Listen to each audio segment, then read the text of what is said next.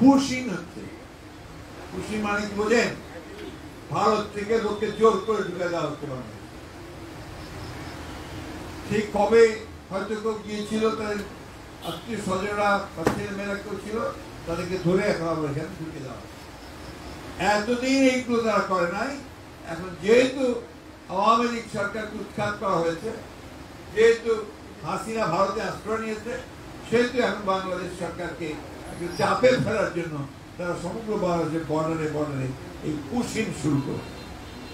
শুধু তাই নয় ভাইয়েরা, আপনারা নিশ্চয়ই জানেন যে আমরা এখন পর্যন্ত আমাদের যে পানির হিস্সা, সেই হিস্সা আমরা পাই। আমাদের বর্ডারে গুলি করে হত্যা করে মানুষকে ভারত। এই যে ভয়াবহ একটা অবস্থা, এই অবস্থা থেকে তো আমরা বের হয়ে আসছি।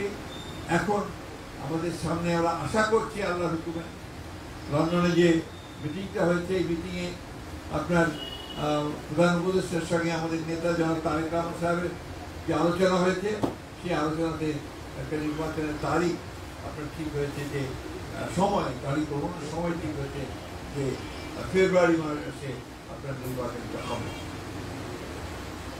নির্বাচনটা হলেই তো সব শেষ হয়ে যাবে না। নির্বাচন হয়ে ভোট দিয়ে গভর্নমেন্ট তৈরি করব, তারপরে সেই গভর্নমেন্ট যেন সঠিক কাজ করে, সেটা তো সজাগভাবে আমাদের সতর্ক থাকতে হবে, তাই না? আর আমরা যে ভোট দিব, সেটাও তো আপনি আমার চেয়ে ভালো জানেন, ওটাও তো পবিত্র আমানত। আমি এমন লোককেই ভোট দিব যারা সত্যিকার অর্থেই আমাদের মানুষের কল্যাণ করবে, ইসলামের কল্যাণ করতে।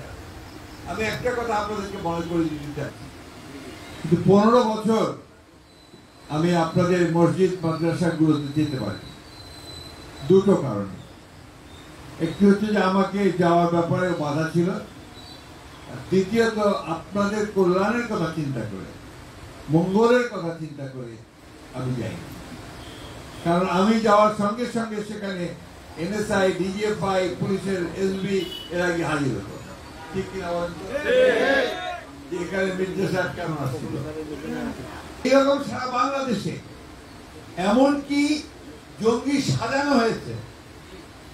মাদ্রাসার একেবারে এতিম ছেলেদেরকে নিয়ে গিয়ে আপনার ঘরের মধ্যে রেখে বিভিন্ন লিফলেট ঢুকিয়ে দিয়েছে, তার মধ্যে দিয়ে বলা হয়েছে যে এরা সমস্ত জঙ্গি ইসলামী মতবাদ প্রচার করছে, সুতরাং এরা জঙ্গিবাদ প্রচার করছিল। সেইখানে শুনলে অবাক হবেন, র্যাবের লোকেরা বন্দুক পিস্তল দিয়ে ঢুকে তাদেরকে হত্যা করে তাদের দেহ বের করে নিয়েছে।